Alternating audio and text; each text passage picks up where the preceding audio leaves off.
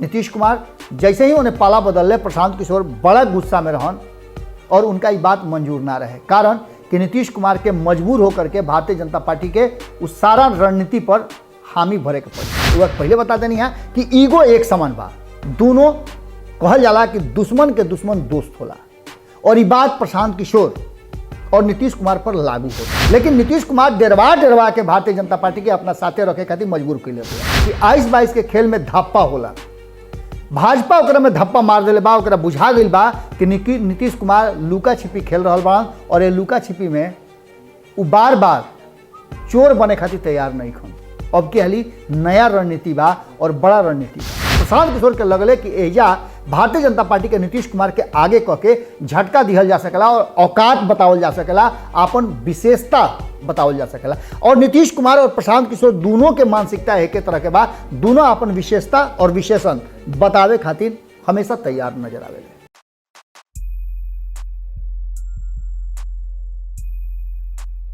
छू मंतर हो जाई मैं दुख दलीदर, छू मंतर हो जाई मैं दुख दलीदर, नीतीश बाबू खोज ले ऐसा मंत्र।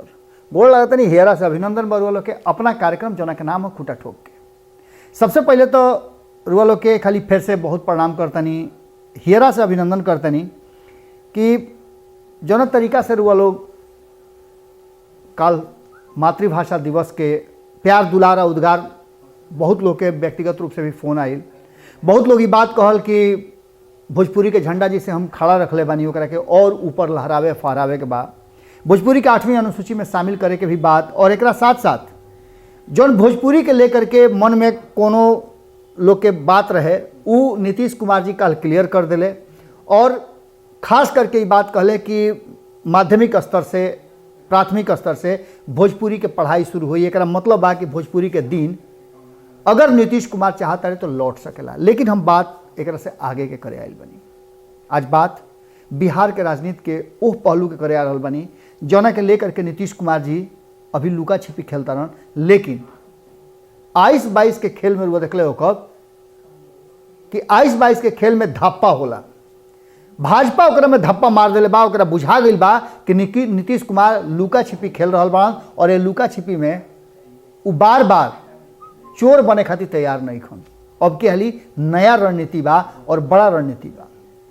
ये रणनीति के खुलासा जब रुआ बिहार के राजनीति से देश के राजनीति तक जाई तो रुआ समझ में आ जाई। भारतीय जनता पार्टी लगातार पिछला 7 साल से और 2024 तक ले ओकरा के केहू हिलावे वाला नहीं के। लेकिन बिहार में का 2025 तक नीतीश कुमार के सरकार चली, एकरा पर हमेशा संशय बा, और संशय वो लोग के भी बा जे सरकार में शामिल बा। विपक्ष तो ये बात के कहिए रहल बा, हमनी के लगातार ये बात के कह रहल बन जा कि सरकार जौन सेंगरा पर चल रहल बा ओकरा में एको कान जहाँ एने ओने भइल कि भट से नीचे गिर जाई धड़ाम से। और ई स्थिति पैदा होके ओकरा पहले नीतीश कुमार जी अपना खातिर रास्ता बना लेवेले। नीतीश कुमार जी हमेशा जब से वो राजनीतिक रूप से सक्रिय भइल बड़े तब से अपर हैंड रखले बड़े, मैंने अपन हाथ सबसे ऊपर, और जब भी उनका हाथ के कोई नीचे करे कोशिश करेला वो तैयारी बदल देवेले। नीतीश कुमार जी अपना इर्द गिर्द एक अलग तरह के दायरा बना के रखेले, ये बात सब कोई जानता नीतीश कुमार के ये बात के, और कहल जा रहा बा कि राजनीति में अच्छा बात बा।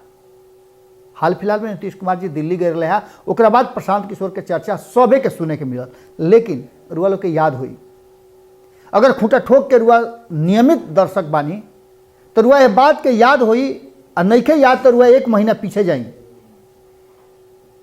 एक खूंटा ठोक पर, अरे भारत लाइव पर तो अक्सर हम बात कहत रही, लेकिन खूंटा ठोक पर एगो जौन हम रुआ लोग के सामने विश्लेषण लेके आइले बिहार के राजनीति और देश के राजनीति से जुड़ल, ओकरा में हम रुआ लोग से चर्चा कैले रही कि प्रशांत किशोर और नीतीश कुमार के नज़दीकी बढ़ी और ये बढ़ गई। देश भर में प्रशांत किशोर भारतीय जनता पार्टी के 2014 में जब नीतीश कुमार भारतीय जनता पार्टी से अलग भई रहन और अलग चुनाव लड़ले रहन, चलत रहे चुनाव यह देश में, और ये देश के चुनाव में रुआ लोग के याद बा कि जब 2014 में सब कुछ ठीक ठाक चलत रहे तौना घड़ी प्रशांत किशोर भारतीय जनता पार्टी के साथ रहन और भारतीय जनता पार्टी खातिर रणनीति बनावत रहन। हर हर मोदी घर घर मोदी जैसा नारा गढ़ के दिले रहन। जहाँ तक के बात बढ़ुए 2 करोड़ युवा पर फोकस करे के ई सारा रणनीति जौन बा वो प्रशांत किशोर के दिहल रहे। यह बात के स्वीकार तब कई लोग कैले रहे, लेकिन 2014 के चुनाव के बाद प्रशांत किशोर के भी जौन महत्वाकांक्षा रहा वो महत्वाकांक्षा के पूरा ना भइल। अपना महत्वाकांक्षा के साथ और अपना ईगो के साथ वो बाहर निकल के आ गई है। और बाहर निकल के अले तो उनका सबसे पहला जो भारतीय जनता पार्टी के बाद एक पहले वो कांग्रेस के भी साथ जुड़ चुकल बाड़े, लेकिन प्रसिद्ध भैले भारतीय जनता पार्टी के साथ। और भारतीय जनता पार्टी के जब छोड़ ले तो नीतीश कुमार उनका भेटैले और नीतीश कुमार तब भारतीय जनता पार्टी के सबसे मजबूत जौन औरा रहे वो औरा में प्रशांत किशोर के लगले कि एजा भारतीय जनता पार्टी के नीतीश कुमार के आगे कह के झटका दिहल जा सकेला और औकात बतावल जा सकेला, अपन विशेषता बतावल जा सकेला। और नीतीश कुमार और प्रशांत किशोर दोनों के मानसिकता एक तरह के बाद दोनों अपन विशेषता और विशेषण बतावे खातिर हमेशा तैयार नजर आवेले। प्रशांत किशोर अइले 2015 में महागठबंधन बनल और नीतीश कुमार के फिर से अपर हैंड दे करके 2014 के हार के बदला ले लिहल गई। एक बाद 2015 के चुनाव के बाद जौन भइल तो वह सब जानता नहीं कि नीतीश कुमार कैसे प्रशांत किशोर के आपन सर्वे सर्वा माने लगले। यहाँ तक ले बात आ गई रहे कि प्रशांत किशोर ही वो शख्स हवे जो नीतीश कुमार के उत्तराधिकारी बनी है। उनका के पार्टी ज्वाइन करा दिहल गई और राष्ट्रीय उपाध्यक्ष के नीतीश कुमार के बाद वाला कुर्सी भेटाइल और नीतीश कुमार के जो दोसर बंगला रहे वो बंगला में उनका रहे के सहे के या मीटिंग करे के व्यवस्था हो गई। और वो मीटिंग और नया तरीका से जौना तरीका से प्रशांत किशोर शुरुआत कैले वो बड़ा जबरदस्त ढंग से भई रहे और नीतीश कुमार के 4 चांद जदयू में लागे लागल। हालांकि राजनीतिक लोग के यह बात से बड़ा भीतरे भीतर कुढ़न होत रहे और यह कारण रहे कि प्रशांत किशोर ना टिक पौले। लेकिन ये बदलल परिस्थिति में आखिर नीतीश कुमार के जरूरत काहे महसूस भइल प्रशांत किशोर से मिले के और प्रशांत किशोर नीतीश कुमार पर दाव खेले खातिर काहे तैयार बाड़े, एकरा पीछे के कारण बा नीतीश कुमार और प्रशांत किशोर में व्यक्तिगत कोई दुश्मनी नहीं है भइल। हालांकि कई मुद्दा पर दोनों के आपस में टकराव भइल बा, लेकिन ये टकराव के कारण कुछ और बा। व्यक्तिगत कारण से या व्यक्तिगत वैचारिक कारण से दोनों एक दूसरा से अलग नहीं खन भइल। पहला तो ये कि प्रशांत किशोर के नीतीश कुमार के मजबूर कल गई रहे और वो मजबूरी में नीतीश कुमार यह बात खातिर भी मजबूर रहन कि वो प्रशांत किशोर के खुल के साथ ना दे सकेले। उर्वा सुन नहीं पानी एक साधे सब सदे सब साधे सब जाए, लेकिन एकरा के उल्टा कल हुए और प्रशांत किशोर के जब भारतीय जनता पार्टी अपना एजेंडा पर जब फुल बहुमत में आई 2014 में तो अपना एजेंडा पर काम करे के शुरू कर दिलस और नीतीश कुमार कहीं ना कहीं मजबूर हो गई रहा। हालांकि मात्र 2 साल के से कम समय में नीतीश कुमार फिर से पाला बदल ले रहन और ये बात प्रशांत किशोर के मंजूर ना रहे। लालू प्रसाद के किताब गोपालगंज टू रायसीना हिल्स में जौन बात लिखल है ओकरा में बार बार बात चर्चा में आई रहे, प्रशांत किशोर के जिक्र भई रहे।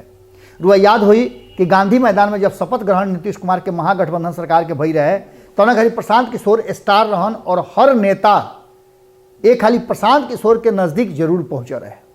लालू प्रसाद भी गला मिलौले रहन और यह बात के स्वीकृति दिले रहन कि हाँ रणनीति इनकर बढ़िया रहे और रणनीति से भारतीय जनता पार्टी के बुरी तरह से हरावल गई। लेकिन प्रशांत किशोर के अभी बदला पूरा ना भई रहे।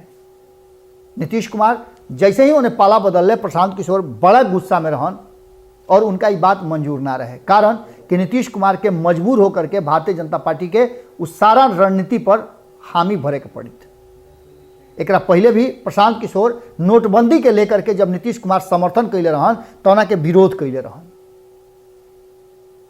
नोटबंदी के लेकर के देश पर का असर पड़ल ये हम विषय पर और एक विवेचना पर ना जाइब हम, लेकिन एक बात तय रहे कि सीए, एनआरसी और एनपीआर के लेकर के नीतीश कुमार से हमेशा प्रशांत किशोर के 36 के आंकड़ा भई। रुआ याद हुई कि दिल्ली से प्रशांत किशोर आई रहन पटना नीतीश कुमार से मिले खातिर और ये बात कहे खातिर कि सीए पर समर्थन मत करस। और ये बात बाहर मुलाकात के बाद जब निकलले 1.5 घंटा मुलाकात के बाद तो स्पष्ट तरीका से कहले कि वो फैसला करी हैं, कारण कि नीतीश कुमार से वो बतावे आए है कि सीए पर समर्थन मत करस। नीतीश कुमार के बार बार प्रशांत किशोर ये बात के समझावत रहे और ये दूरी सामने देखे से जरूर भई, लेकिन प्रशांत किशोर ये बात के स्वीकार के लिए रहन कि नीतीश कुमार ही उस शख्स हवे जो ममता बनर्जी होखस या अन्य नेता होखस उनका से परिचय करौलन। हालांकि नीतीश कुमार के कहना बा कि अमित शाह के कहला पर प्रशांत किशोर के अपना पार्टी में रखले रहन, अपना साथे लेके आई रहन, और ये बात बड़ा कंट्राडिक्टरी बा। कारण कि यह बात के रुआ वो तरीका से ना समझ सकीले, कारण कि जब प्रशांत किशोर के गुस्सा अमित शाह से रहे तो फिर अमित शाह पैरवी काहे कैले? अगर अमित शाह पैरवी कैले तो एक पीछे कोनो रणनीति तो ना रहे कि 2014 के चुनाव जीतला के बाद 2015 में बिहार में वापसी ना हो पावेला, भारतीय जनता पार्टी सत्ता में ना आई, इस डर से कहीं ऐसा तो ना कि नीतीश कुमार के मोहरा बना करके और प्रशांत किशोर के लगा के महागठबंधन के सरकार बनवाओल गई और बनवा करके 2 साल के अंदर में ओकरा के फिर से एनडीए में शामिल कर लिहल गई। ये चर्चा होला एक राजनीतिक लोग के गलियारा में देखल तो खूब बतियावेला लोग इस विषय पर। लेकिन ओकरा से लम्हर बात जौन भइल कि लगातार अब जौन बदलल परिस्थिति बा ओकरा में नीतीश कुमार के एगो ऐसन मोहरा चाहिए, मुद्दा चाहिए, एगो ऐसन खूंटा चाहिए, उल्हा चाहिए जौन की भारतीय जनता पार्टी को ओकरा के देखा देखा के डरवावस। जादूगर के लोग देखले होकर कि एगो छड़ी रहेला, हालांकि वो छड़ी के काम कुछ नहीं है, जादू वो छड़ी में ना होला, ओकरा ट्रिक में होला, लेकिन छड़िया घुमावे ला जरूर। अब नीतीश कुमार के हाथ से लालू नाम के छड़ी निकल गई बा, कारण कि लालू प्रसाद राजनीतिक रूप से निष्क्रिय मान के चली रुआ। फिर से उनका जेल हो गई बा, अगर बेल हो जाता, पटना आवता रहे, स्वस्थ हो जाता रहे तो फिर से रणनीति उनका राजनीति हुई, लेकिन पहले वाला स्थिति ना रहे। अब लालू प्रसाद से बूढ़ा शेर से केहू डेरा ला, बूढ़ा शेर कंगन फेंक के अपन भोजन के जुगाड़ करेला। ये सारा बात के रुआ समझ सकता नहीं, लेकिन अब नीतीश कुमार के वर्तमान बदलल परिस्थिति में जब सबके हु भारतीय जनता पार्टी से अलग हो रहा बा, एक से एक पुरान संघाती जब अलग हो गई तो नीतीश कुमार के का बसात। लेकिन नीतीश कुमार डरवा के भारतीय जनता पार्टी के अपना साथे रखे खातिर मजबूर कैले रहे। जैसे ही लालू नाम के छड़ी उनका हाथ से निकलल और तेजस्वी यादव से जानत रहन कि 36 के आंकड़ा बा, भाजपा भी बात जानतिया कि तेजस्वी यादव के महत्वाकांक्षा नीतीश कुमार से ज्यादा बा। तेजस्वी यादव के बात के अहम कह सकीले या उनका यह बात के गुमान बा कि उनका लगे जनाधार ज्यादा बा नीतीश कुमार से। 1 नंबर के पार्टी बा, एक डंका के चोट पर कहेले। तो ऐसा स्थिति में नीतीश कुमार अगर उन्हें जाए के भी सोचता रहे तो उनका यह बात के स्वीकार करे पड़ी कि तेजस्वी यादव के मुख्यमंत्री मानस। नीतीश कुमार के मुख्यमंत्री माने खातिर तेजस्वी तैयार नहीं खन, कारण कि नीतीश कुमार एक हाली उनका संगे धोखा कर चुकल बाड़े और वह जानता नहीं कि जब ताजा ताजा घाव होला तो ओकरा पर आदमी के ज्यादा निगाह होला, ओकरा पर ज्यादा केयर करेला आदमी। और ये घाव अभी पुरान नहीं के भाई, मात्र 3-3.5 साल पुरान घाव भाई।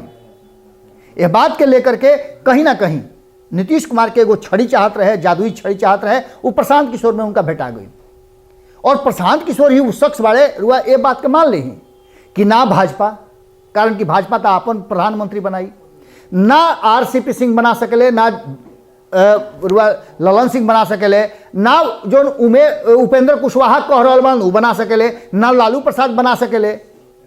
लालू प्रसाद के अगर बनावे के रही तो 2014 में जौन तरीका रहे, जौन तरीका के गठबंधन बनत रहे, ओकरा में नीतीश कुमार के नाम दे देते तो वही गरीब बात 6-5 हो गई रही। लेकिन लालू प्रसाद ओकर समर्थन ना कैले, कारण कि लालू प्रसाद वो घड़ी नीतीश कुमार से 36 के आंकड़ा के साथ चलत रहन। अब बदलल परिस्थिति में प्रशांत किशोर जौन कि देश के अलग अलग राजनीतिक दल के साथ काम कर रहे बाड़े। अगर बात कही जाओ तो अरविंद केजरीवाल से उनकर बहुत बढ़िया संबंध बा और अरविंद केजरीवाल उनकर साथ भी ले चुकल बाड़े। ममता बनर्जी के बात करी तो वो भी बाड़ी, चंद्रशेखर राव उनका संपर्क में बाड़े, रेड्डी परिवार से उनकर बेहतर संबंध बा। इस सब मिला करके अखिलेश यादव के साथ भी उनकर साथ बा और कांग्रेस तो उनका साथे बढ़ले बा।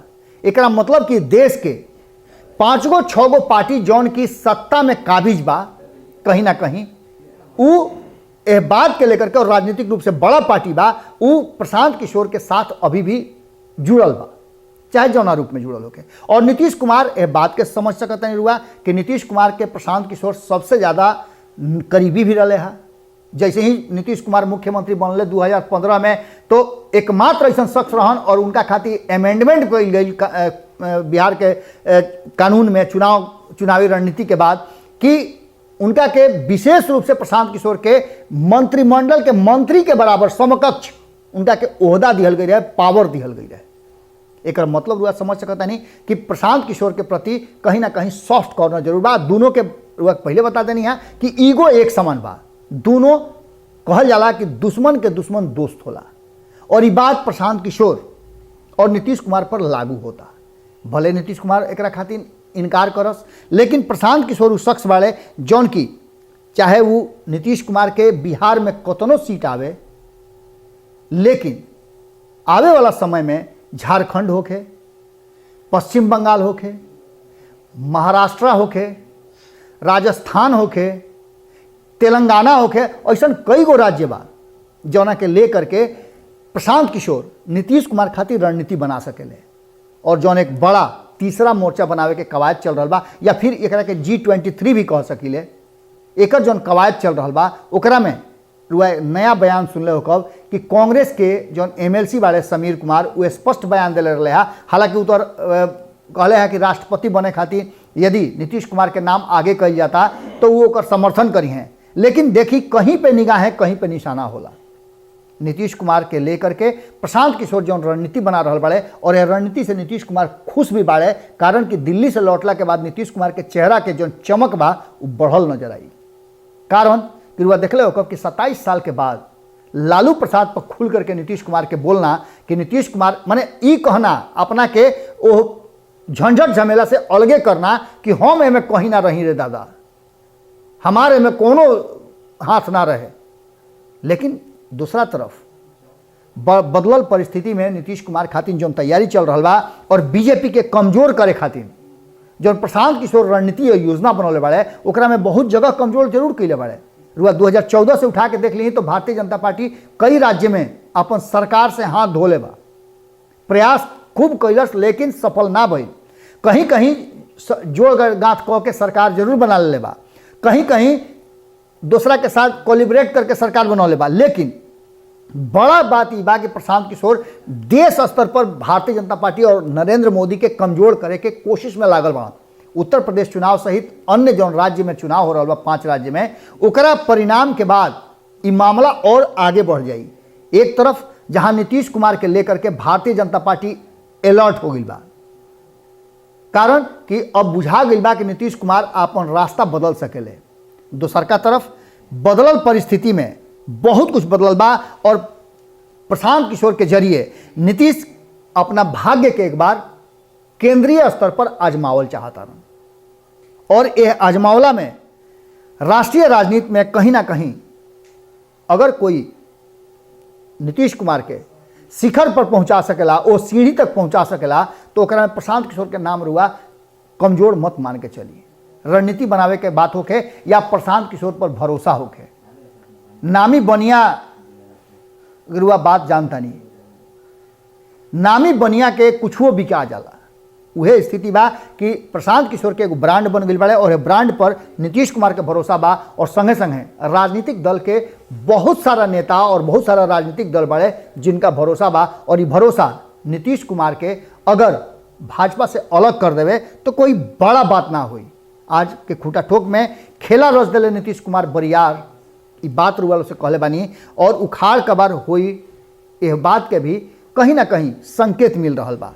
अब देखे वाला बात ही बा कि एकरा में जौन धीरे धीरे खुल के आ रहा बा, उ अब रैपर कितना जल्दी खुलत रुए और कितना जल्दी भीतरी के सामान यानी जौन बातचीत भइल बा भीतर खाना में, उ निकल के सामने आवत रुए। आज के खूटा ठोक में रुआ लोग से एजिए विदा ले, ये भरोसा के साथे कि रुआ लोग आपन विचार जरूर लिखब, कारण कि बहुत बड़ा बदलाव अगर रुआ लोग चुप्पी साधब तो हो सकेला। रुआ लोग के मुखर होकर के आपन विचार दिहल जरूरी बा, रुआ कहाँ बानी, का सोचतानी, और कौना तरीका से बिहार और देश के राजनीति रुआ पर असर करता। एक आदमी से हमारा बातचीत होत रहे तो साफ कहले कि का कहीं भाई हो, मुंह से तो बोलल नहीं जात, बाकी तो इस 7 साल में बड़ी गर्त में चल गई नहीं जा। अब ये बात पर हुआ कितना भरोसा करता नहीं, जरूर कमेंट बॉक्स में लिखो। फिर काल भेंट हुई, गोड़ लागत नहीं।